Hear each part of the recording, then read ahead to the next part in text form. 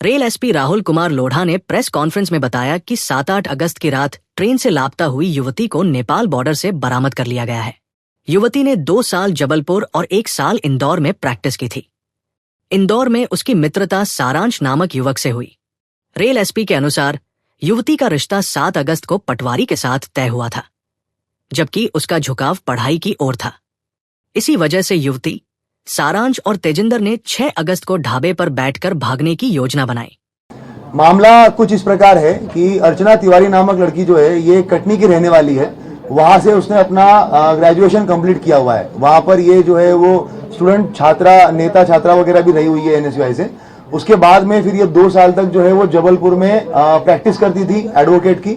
उसके बाद इंदौर में ये पिछले 1 साल से एडवोकेट की वकालत कर रही थी।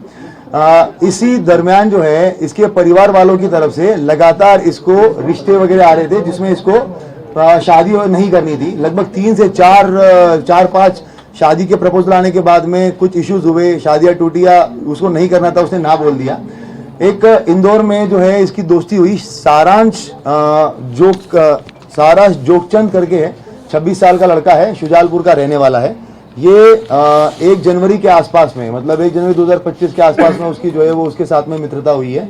और ट्रेन में ही, इसी सेम ट्रेन में जो है ये उस दिन जा रहे थे और आमने सामने जो है इनका रिजर्वेशन था, तो आमने सामने बैठे हुए थे। ये वकील थी, किसी चीज के बारे में बात कर रही थी। सारांश का भी कुछ जो है वो इश्यू चल रहा था घर पे, तो उस तरीके से उसने उससे बात करना शुरू किया।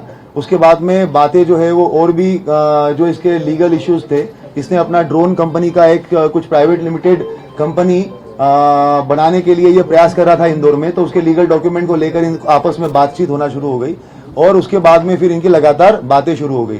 तेजिंदर ड्राइवर था और उसे पता था कि ट्रेन में कहां सीसीटीवी कैमरे नहीं हैं। नर्मदापुरम में युवती को कपड़ा देकर उतारा गया, जहां सारांश बाहर इंतजार कर रहा था।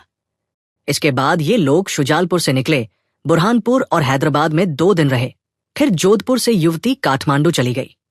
उसने नया सिम कार्ड भी निकलवा लिया था। सारांश वहीं से वापस लौट आया। तो इसने अपने इस दोस्त को, जो सारांश इसका दोस्त था, तो इससे बात करी। 6 तारीख को ये हरदा में केस के सिलसिले में गई थी, हरदा के आसपास में। वहीं पे ढाबे पे बैठ के एक तेजिंदर करके है, तेजिंदर सिंह और सारांश और लड़की, इन तीनों की बैठ के बात हुई। वहां पे इन लोगों ने प्लान किया कि किस तरीके से जो है अगर हम लोग मतलब बेसिकली ये छोड़ के भाग जाना है। तब ये भी बात हुई थी कि भाग जाना है तो अभी भाग जाते हैं, तो इतना सब कुछ करने की जरूरत क्या है। मगर उस टाइम पे ये बात हुआ कि ऐसा नहीं, अगर ऐसे करेंगे तो वो पता चल जाएगा। ये जो इंदौर बिलासपुर ट्रेन जा रही है, वहां पे हम बैठेंगे। चलती ट्रेन में से अगर चले जाएंगे तो बहुत सारी हो सकता है कि मिसिंग पर्सन रिपोर्ट कायम होगा।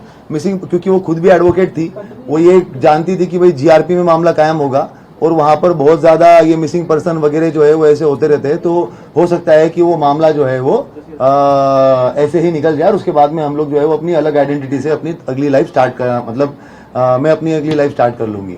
इस तरीके से इन लोगों ने प्लान बनाया। तेजिंदर जो है ये एक गाड़ी चलाने वाला ड्राइवर था।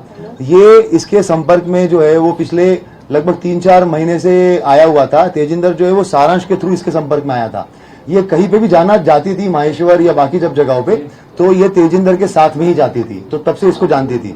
ये इटारसी रेलवे स्टेशन के पास में रहता था, तो इनकी बात हुई कि कहां पर सीसीटीवी कैमरे नहीं है। तो तेजिंदर ने बताया कि इटारसी रेलवे स्टेशन जो है वो मैं बहुत अच्छे से जानता हूँ, वहां पर जहां पे कैमरे नहीं है वहां से मैं इसको लेके चला जाऊंगा। उसके बाद ये बुरहानपुर गए। बुरहानपुर से इन लोगों ने जो है वो हैदराबाद की बस पकड़ी। हैदराबाद में जाने के बाद में ये 2 दिन 1 रात जो है वो हैदराबाद में रहे। फिर जब मामला और ज्यादा हाई पकड़ने लग गया तो जो सारांश है, ये ड्रोन का जो एक नया स्टार्टअप इसने डाला हुआ है और इसका जो क्लाइंट बेस है वो नेपाल में भी कुछ है।